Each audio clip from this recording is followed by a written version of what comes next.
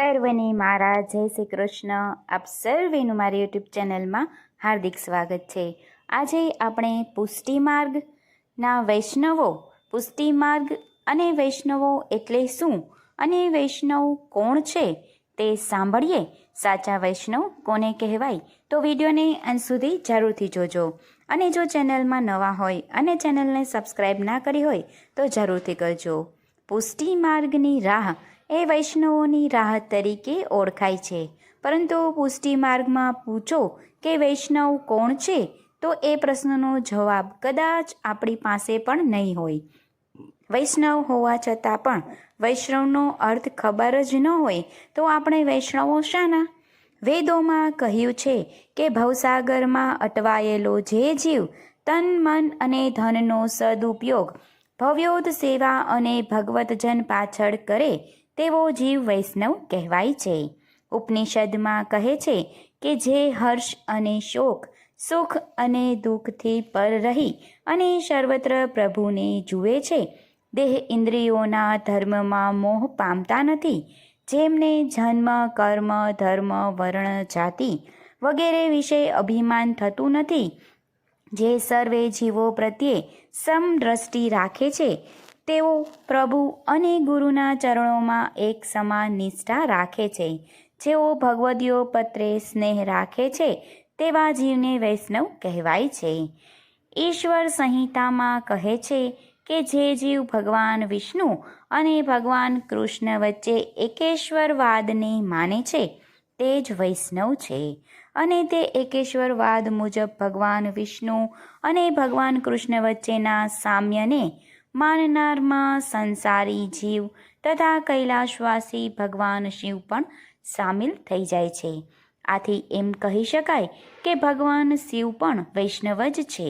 આથી જ આપણા પુષ્ટિ માર્ગમાં પણ ભગવાન શિવજીનું શ્રી ઠાકોરજીના ભક્ત તરીકે એક અલગ જ સ્થાન દિવ્યાદિમાન રહ્યું છે.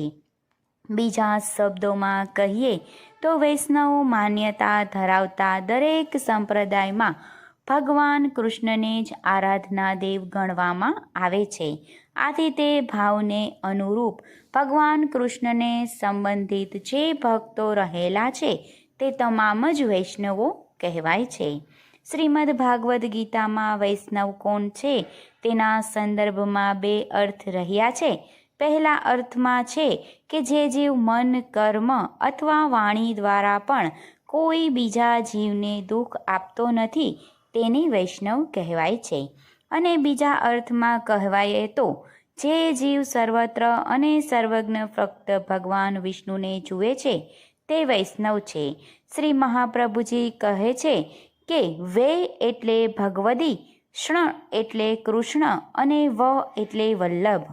જ્યારે પુષ્ટિ માર્ગની રાહે નીકળેલા પ્રવાસી ભગવદીમાં સ્નેહ રાખે છે, શ્રી વલ્લભના ચરણમાં સમર્પણ કરે છે અને શ્રી કૃષ્ણની સેવા કરી તેમની કૃપા મેળવે છે, ત્યારે તે વૈષ્ણવ બને છે.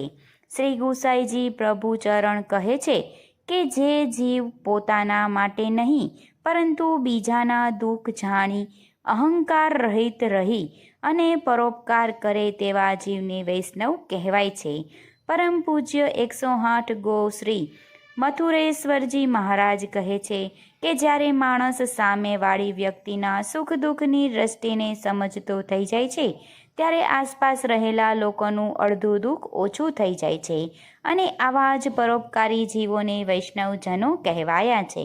આવા વૈષ્ણવજનોના મળવા માત્રથી અન્યનું જીવન પણ સુમેળભર્યું થઈ જતું હોય છે. વિવેક ધૈર્યાશ્રયમાં વૈષ્ણવ હોવાના લક્ષણો માટે કહ્યું છે કે જે પુષ્ટિ જીવનું ચિત્ત સદાયે ભાવ્ય સેવા અને ભગવતીય દર્શન માટે અંતર રહેલું હોય, અલૌકિક કાર્યો ફક્ત એક ક્રિયા રૂપે કરે છે, પોતાની વાણી અને મનને સંયમ રાખે છે, પોતાના ગુરુ એટલે કે વલ્લભ કુળ આચાર્ય પ્રતિ શ્રી ઠાકોરજી સમાન અને તેથી એ વધુ ભાવ રાખે છે અને અન્ય પુષ્ટિજીવો તથા ભગવદીઓ પ્રત્યે પ્રેમથી વધુ વિશેષ સ્નેહ ભાવ રાખે છે, તે સાચા વૈષ્ણવ કહેવાયા છે.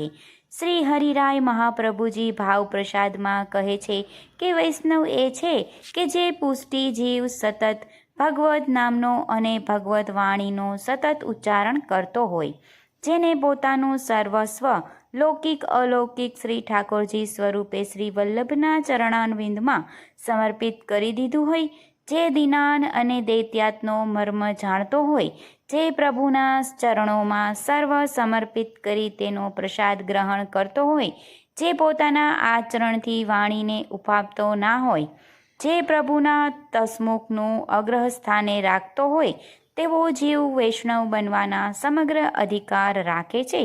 શ્રી મહાપ્રભુજીની સોબોધીની આજ્ઞા કરતા કહે છે કે નહીં સાધન સમચ્યાત હરિસ્તુતિમતી કસ્ય ચિંતમ દેવ્યમેક્ય હરિતોષણ સાધનમ.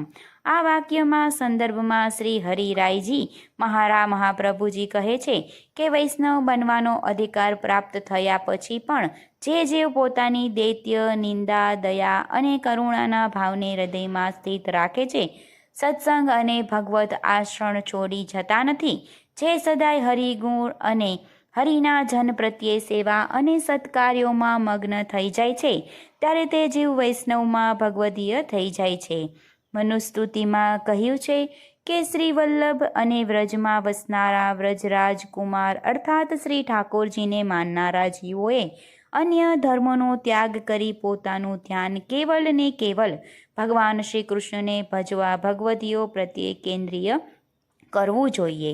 પુષ્ટિ માર્ગના તિલયક શ્રી ગોવિંદલાલજી મહારાજ હંમેશા પોતાના વૈષ્ણવોની આજ્ઞા કરીને કહેતા કે પુષ્ટિ માર્ગમાં પ્રવેશ મળ્યા બાદ જીવે વિચારવાનું છે કે આ માર્ગ પ્રેમનો માર્ગ છે, પરંતુ શું જીવ પ્રેમના ભાવમાં સમર્પણ ભાવ મેળવી અને ચાલવા સમક્ષ છે કે નહીં? અને જે જીવો વૈષ્ણવો અને ભગવદીઓ તરફ પ્રેમ અને અનુરાગ રાખે છે, તેના પર પ્રભુ તથા શ્રી વલ્લભની અપાર પ્રસન્નતા અને કૃપા ઉતરે જ છે. આથી કહીએ કે જ્યારે જીવોમાં શ્રી ઠાકોરજી અને શ્રી વલ્લભ અને શ્રી વલ્લભના સેવકો પ્રત્યેના પુષ્ટિભાવ સિદ્ધ થઈ જાય છે, ત્યારે તે જીવ વૈષ્ણવ બનવાની સીમામાં પ્રવેશી જાય છે. શ્રી ઠાકોરજીના પાટોત્સવની સર્વે વૈષ્ણવોને ખૂબ ખૂબ મંગલ વધાઈ.